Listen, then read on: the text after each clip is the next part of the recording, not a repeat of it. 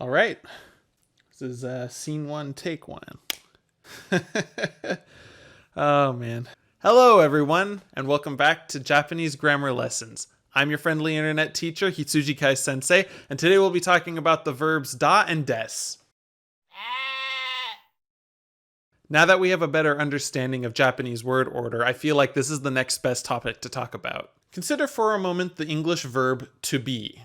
You probably don't really think about how often we use that verb in our day-to-day. To put it into perspective, we can actually conjugate the verb to be into is, am, are, was, were, be, being, been, and will be, just to name the ones that I can think of off the top of my head.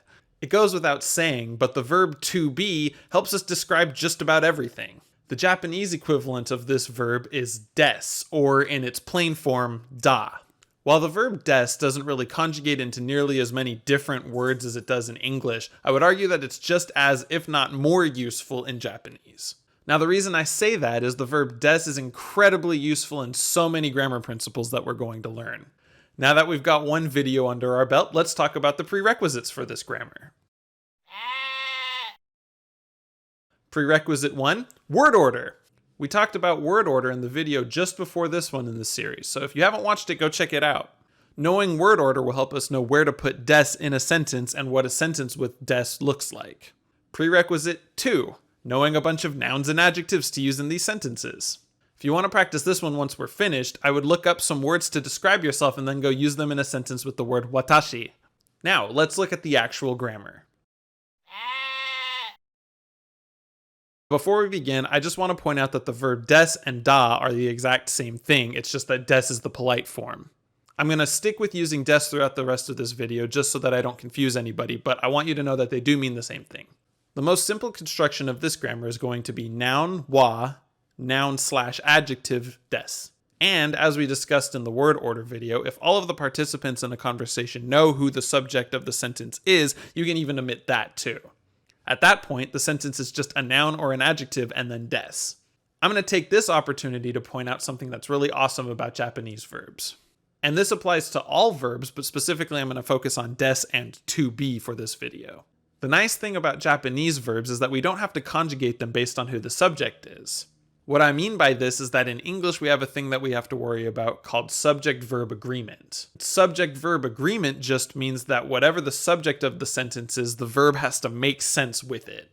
An example of this in English using the verb to be is that if I start the sentence with the word I, the verb has to be am, while if I start it with he or she, it has to be is, or if I start it with they, it has to be are. Meanwhile, in Japanese, I can start the sentence with whatever subject I want, and the sentence will always end with des. Watashi des. Kare des. Karera des. Anata des. Doesn't matter. Japanese verbs can still conjugate depending on things like tense, but they're not going to conjugate depending on the subject, which is really handy. It's just one less thing we have to worry about learning. There's a common misconception in Japanese about the particle wa. Many people learning the language from English have a tendency to think that wa is the part of the sentence that means is. My theory for this comes from the word order video. English sentences are typically constructed in subject-verb-object order, and because of this, us English speakers have an inclination to think that whatever comes after the subject is the verb. However, as we learned in the word order video, we know now that in a Japanese sentence, the verb always comes last. So we know when we're looking at a sentence like this that des is the part of the sentence that means to be. Although it functions a little differently, just like the word to be in English, des is a verb. So now that we've cleared that up, we know that the particle wa does not mean to be, and that des is the verb to be. But what exactly does the particle wa do? We discussed it a little bit in the word order video, but now would be a really good opportunity to break it down further and review. In the last video, we said that the particle wa marks the subject of the sentence. In the context of a simple des sentence construction, all the particle wa does is say that the noun before me is the subject of the sentence. So in simple sentences like these, with des at the end, the noun that comes before wa is the thing that's being described. And then the adjective or noun that comes just before des is the thing that describes the noun. Let's look at some examples. I am sleepy. 私は眠いです。 Here, the speaker is describing themselves as sleepy. Pretty simple, right?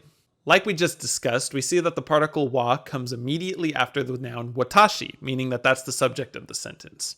And consequently, that watashi is the noun being described. The adjective nemui, meaning sleepy, comes right before des, meaning that the noun is being described by nemui. The nice thing about this simple structure is that you can change the adjective here into a noun and it still makes sense. Here's an example of this. I am a teacher. 私は教師です。 See, that's not too bad, right? A noun or an adjective can go in this spot just like it can in the English sentence. Now, another quick aside about English grammar. You'll notice that there isn't a direct translation for the English article a.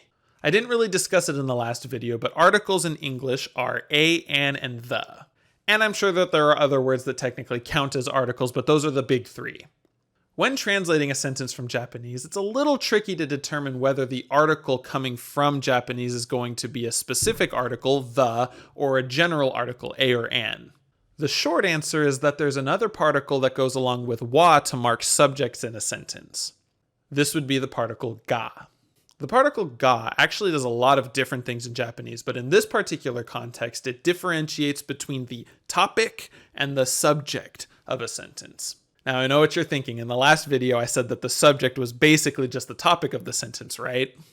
Well, it's a little more nuanced than that. But for the sake of simplicity, we're going to focus on that in another video. The important thing to take away about particles from this video is that in a simple construction like this with des at the end of the sentence, wa is just marking the subject.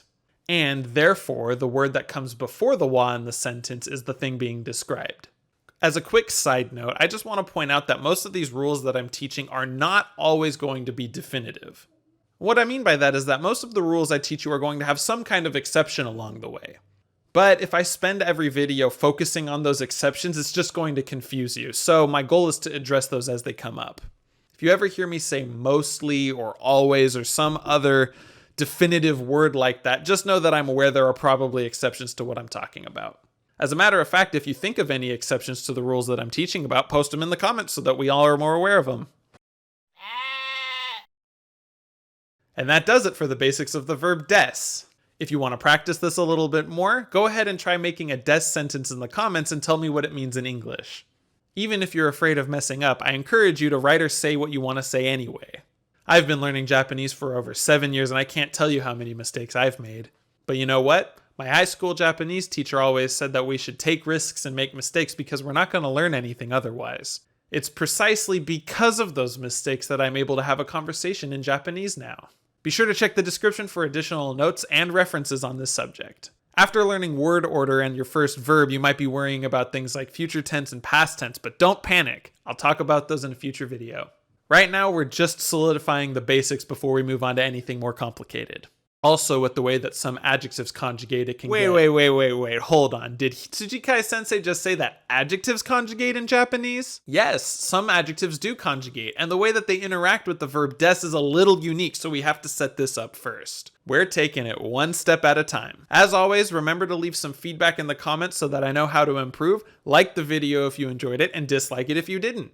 And I know you hear this all the time from other YouTubers, but subscribing really is the best way to help me out right now. And it has the added bonus of letting you know when another video's out, so stay tuned. Thanks again for watching. Mata ne!